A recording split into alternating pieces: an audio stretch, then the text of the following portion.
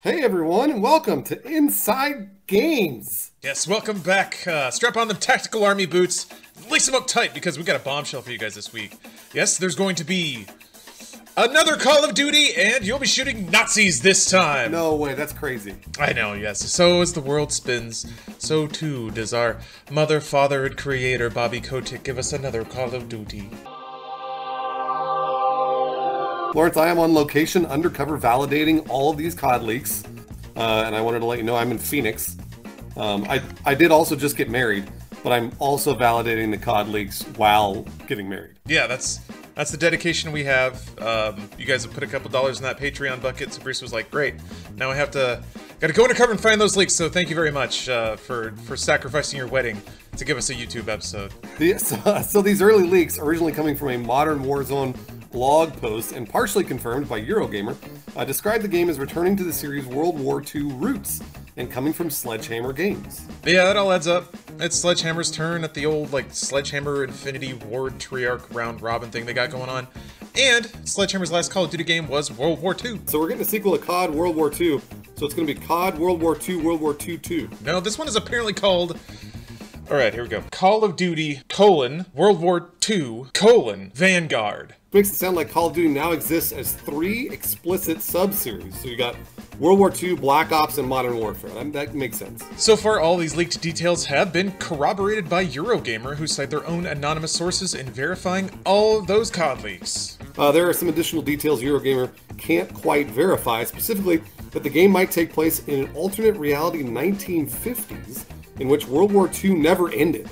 Eurogamer writes that, quote, this detail isn't quite right, and Vanguard has a traditional World War II setting. So we're not sure if there's going to be a World War II that never ended or not. Yeah, although if you actually check Modern Warzone's original report, even that idea is a bit of a leap, given that they say, quote, all we were told was that parts of the game, cutscenes, take place during the 1950s. I really want to know what the cutscenes were. Because if it was like war cutscenes, then it never ended, right? Yeah, I guess that makes sense. I mean, that could technically be validated by some characters, I don't know, epilogue or their ending where it shows a happy life in the 50s after World War II. I don't know. Or maybe they're going to link them together. Who can say?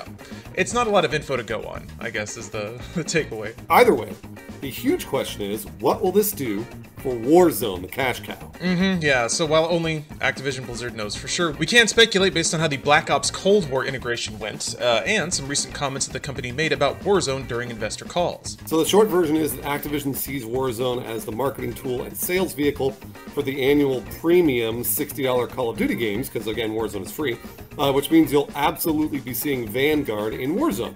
The question is how and when, but the when's kind of easy because this fall when the game comes out. Yeah, the easy assumption here, the most direct one, is that a chunk of Verdansk will turn into a World War II styled map, or rather, there will be a World War II chunk in whatever the next Warzone map will be. Currently, there are a few Easter eggs bouncing around Warzone suggesting that a nuke might go off and completely destroy the current Verdansk map, which I would love, by the way, because I think we're probably all tired of playing the old Warzone map, even with the revamped stuff, stuff for Cold War. So maybe this new map update, if there is a map update that's planned, is designed to be more modular than the current one. So, you can update it year over year with the current Call of Duty, just whatever it is, just stamp it right in there.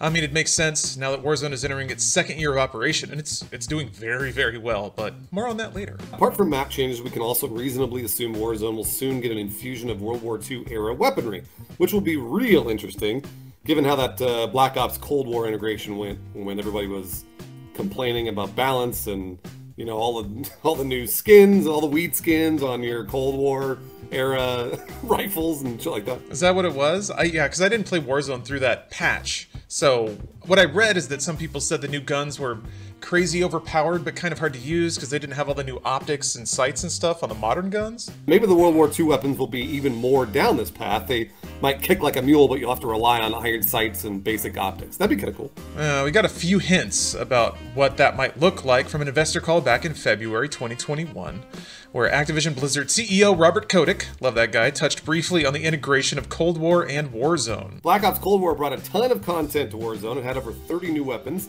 new operators, and a lot more. And this was a massive update that required a lot of resources on our side. And having gone through this integration now, we now have an even greater sense for how we can make these transitions to work even better and smoother for all of our players in the future. I don't know, it feels pretty execu-speaky to me. It's just nice words. Everything was great and it's going to be better. I don't know, but it sounds like they've learned lessons from the content integration and intend to do it again. That's the big takeaway for me. So another integration of a $60 Call of Duty into the free-to-play Warzone. They just think they're going to be better at it this time. Yeah, it'll be better, and there'll be more. I mean, you know, it's what every executive says. To be honest with you, if you read in between the lines for what he's saying, this sounds to me like he was probably taking a little bit of shit about all those new weapons in Warzone and was like, we got to balance this, because obviously he's trying to be positive on these investor calls, but I'm sure he took a little heat for that. Yeah, in terms of content, Kotick also noted that, quote, "We know our player expectations are very high for new content, and rightly so. We want to make sure we over-deliver on that front as we move forward." It's not really much to go on, but again, does seem to confirm that Activision is happy with their previous approach and don't intend to try anything radically new this year. Warzone was a huge change for them, and everybody knew it was coming, but it took them years to lead up to it, and I really think they delivered on it really well. So now they just iterate and refine on their previous approach of Warzone. Yeah, and it would be possible that all of this stuff would be set up by a full map revamp too.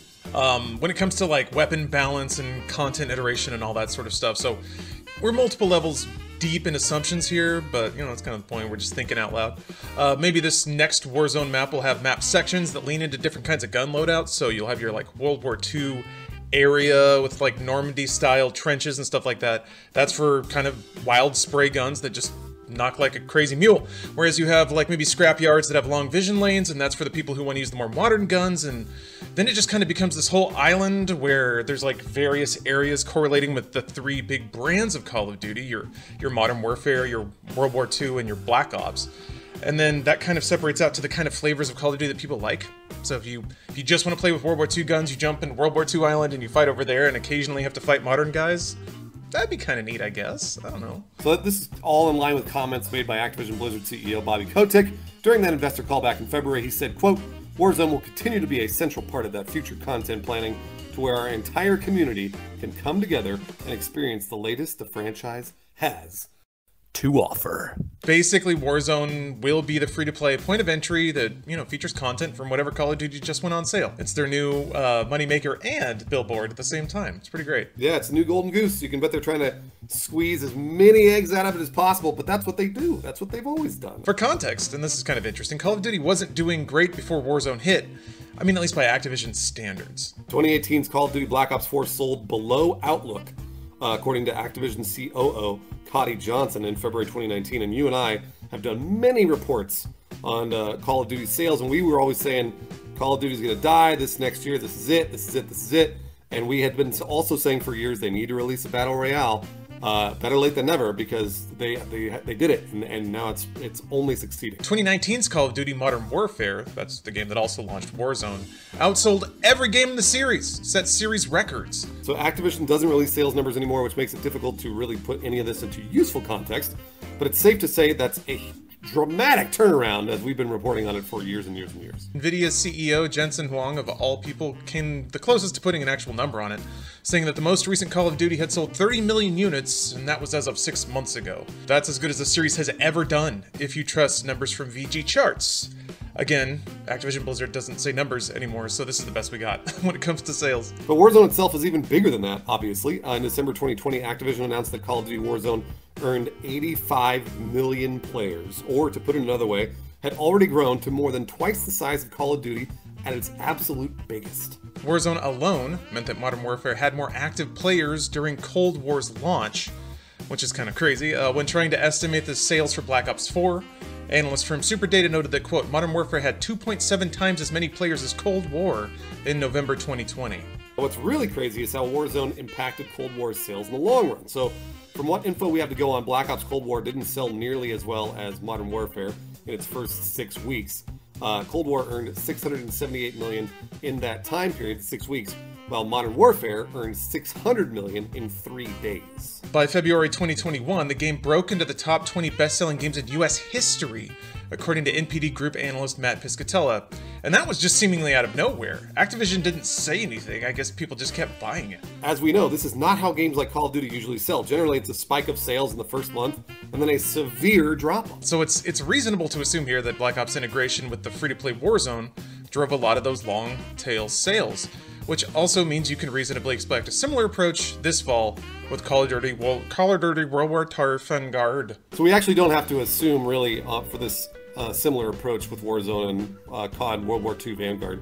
Activision really said as much in words during their most recent conference call. Activision Blizzard President and COO Daniel Allegra said that the first season of Cold War integration with Warzone, quote, drove strong acceleration in premium sales with units growing sharply year over year in December and January again, demonstrating the power of our free-to-play experience and driving demand for our premium content. From the sounds of it, Activision now sees Warzone as a platform that advertises premium Call of Duty content, which means you can bet Vanguard will be unavoidable once the game's promotion kicks into gear. There are cool ways to do it. You know, marketing that's fun isn't really marketing. It's just, oh, cool game. So, I thought that their Cold War tease inside of Warzone was pretty neat. The time bomb is ticking. With every second, the disaster is coming closer and closer. The danger is real.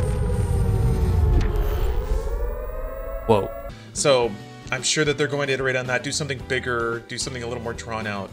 They're already teasing this map reveal, so I think there's things to look forward to, but I also am a little concerned that they're going to make the Warzone experience uncomfortable for people who don't put in the $60 every year. We all know how much Activision loves money, so maybe they will, but hopefully not. As far as the future goes, it sounds like this nuke is a reset to establish Warzone as a rolling map that can host marketing and premium content pushes, and maybe breathe new life into Warzone as well. Yeah, it sounds like they're a year in, they really like where their metrics are, they see the value in it pushing other things, so I think they do have to do a bit of a soft reset to build it into something that they can use for the next 10 years, and that's probably what this will be. So, accordingly, I think after this event goes off and we see what the map looks like, we'll have a lot better idea of what they want to do or what they want to use it for in the future. We're holding until then, but yeah, World War II and Warzone. I don't know, that's pretty fun. Finally get to shoot that gun that goes twang really loud when you finish the clip. That's a good one.